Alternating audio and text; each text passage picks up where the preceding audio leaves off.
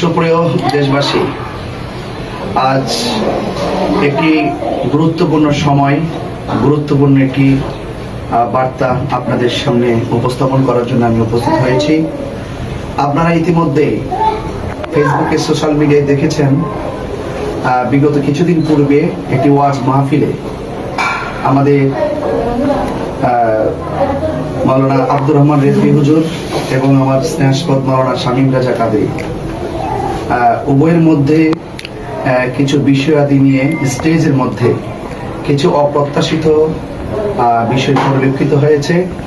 সেই দৃষ্টিকোণ থেকে ফেসবুকে অনেক মানুষ অনেকভাবে অনেক কথাবার্তা লিখেছেন এবং অনেকে দুঃখ প্রকাশ করেছেন, অনেকে আবার এটা নিয়ে আলোচনা করেছেন, আবার সমালোচনা করেছেন।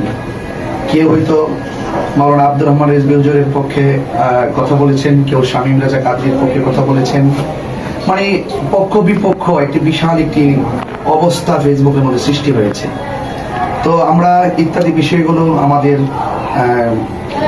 যখন দৃশ্যমান হয় তখন আমরা মনে করেছি যে দুজনেই আমাদের আহলুস সুন্নাত ওয়াল জামাতের প্রচার প্রসারের ক্ষেত্রে মাঠে কাজ করেন।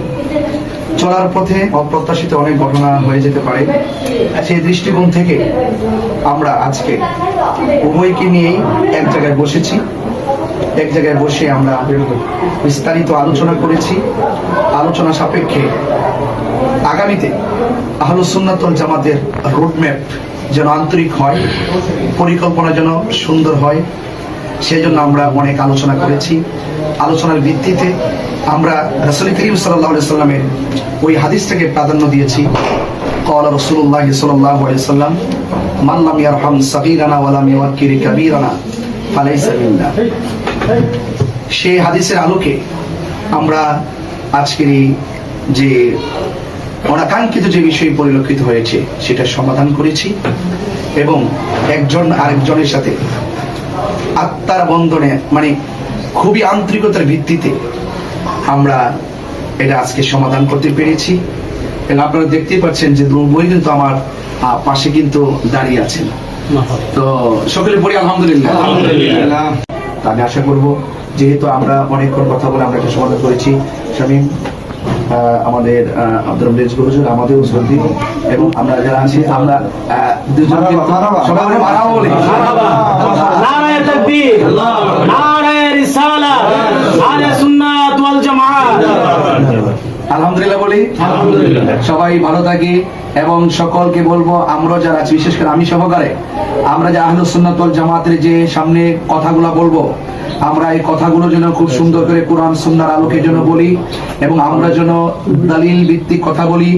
আমরা যেন কোনো ধরনের এমন কথা না বলি যে কথাগুলোর ভিত্তিতে আহলুস সুন্নাত ওয়াল জামাতের সুমহান মাঠটি অসুন্দর হবে, বিভিন্ন প্রশ্ন আসবে।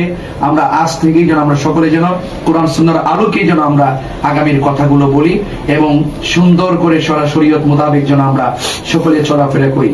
আহলুস সুন্নাত ওয়াল জামাতের কার্যক্রম আগামীতে এভাবেই সৌন্দর্যমণ্ডিত হয়ে এগিয়ে যাক সেই প্রত্যাশা রেখে উভয়কে আমার পক্ষ থেকে আন্তরিক ধন্যবাদ জানিয়ে আজকে এখানে বিদায় নিচ্ছি। আসসালামু আলাইকুম ওয়া রাহমাতুল্লাহি ওয়া বারাকাতুহু। ভিডিওটি ভালো লাগলে অবশ্যই শেয়ার করে দিবেন, and thanks for watching.